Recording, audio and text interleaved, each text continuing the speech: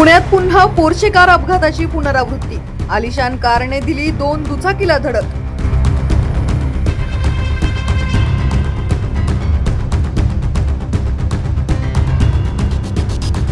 एकाचा मृत्यू तर तिघे किरकोळ जखमी। अपघातानंतर कार चालकाने काढला पळ, मात्र पोलिसांनी सीसीटीव्हीच्या माध्यमातून कार चालकाचा तपास लावत ताब्यात घेतले।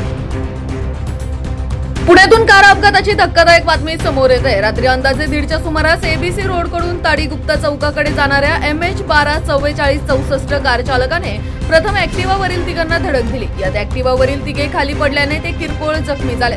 पुढे जाऊन एक्सेस गाडीवरून जाणाऱ्या 2 व्हीलर चालक रऊफ अकबर शेख यास पाठीमागून जोरदार धडक दिल्याने शेख हे जखमी झाले। त्यांना जखमी अवस्थेत नजीकच्या रुग्णालयात दाखल केले असता उपचारादरम्यान त्यांचा मृत्यू झाला।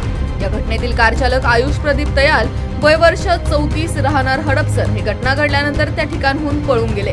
मात्र त्यानंतर पोलिसांनी सीसीटीव्हीच्या माध्यमातून कार चालक आयुष तयाल यांचा कार्यक्रमांकाच्या मदतीने शोध घेतला आणि त्यांना ताब्यात घेतले। संबंधित कार चालकावर 388 2024 105 281 125 A 132 119 177 184 अन्वये गुन्हा दाखल करण्यात आलाय। पुढील कायदेशीर कारवाई पोलीस करत आहेत। घडलेल्या घटनेत कार चालकाने मद्यप्राशन केले होते का याबाबत पुणे पोलीस वैद्यकीय तपासणी करून तपास करत आहेत। पहाटे 1 ते 2च्या मध्ये एक 2 व्हीलर गाडीला एक 4 व्हीलर गाडीने उडवले होते।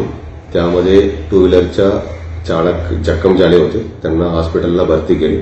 हॉस्पिटलच्या भरतीच्या उपचाराच्या दरम्यान त्यांचा मृत्यू घोषित केलेले आहे। त्या अनुषंगाने आम्ही सीसीटीव्ही फुटेजेस हे सगळं आम्ही खात्री करून आरोपीला ताब्यात घेतलेले आहे आणि त्यांच्या पुढचा तपास मुंबई पोलीस स्टेशनला चालू आहे। मेडिकल तपासणीच्या अहवालाच्या आधारित आम्ही सांगू शकतो मद्यप्राशन केले का नाही म्हणून। डिलिव्हरी बॉय म्हणून काम करत होता।